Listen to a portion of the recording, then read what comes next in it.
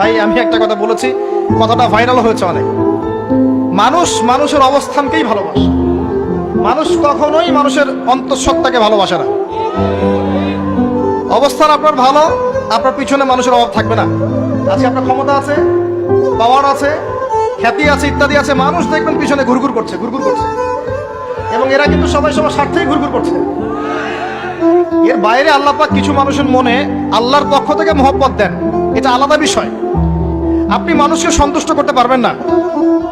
পরিবার, বাবা মা, ছেলে মেয়ে, বউ বাচ্চা, কাউকে সন্তুষ্ট করতে পারবেন না। 100% আপনি কাউকে সন্তুষ্ট করতে পারবেন না।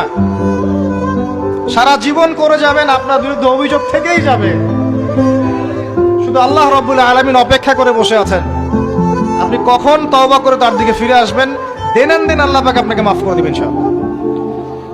আল্লাহ পাক বলেছেন শোনেন, ইল্লা মান তাবা, যে অনেক গুনাহ করেছে, শিরক করেছে, জিনা করেছে, মদ খেয়েছে, বিদআত করেছে, হারাম খেয়েছে, আল্লাহ পাকের অবাধ্য হয়েছে, নামাজ পড়ে নাই, যাকাত দেয় না, ইত্যাদি ইত্যাদি অনেক অন্যায় করেছে,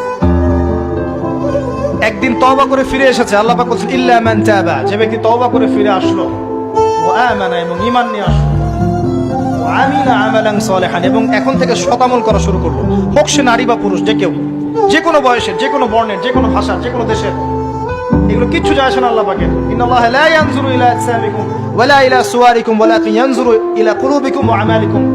আল্লাহ পাক শুধু কলব দেখেন, আমল দেখেন, রক্ত মাংস বর্ণ এগুলো দেখেন না। আল্লাহ পাক ফিরে এসেছে, আমল, ঈমান এনেছে, আমল সালেহ করেছে।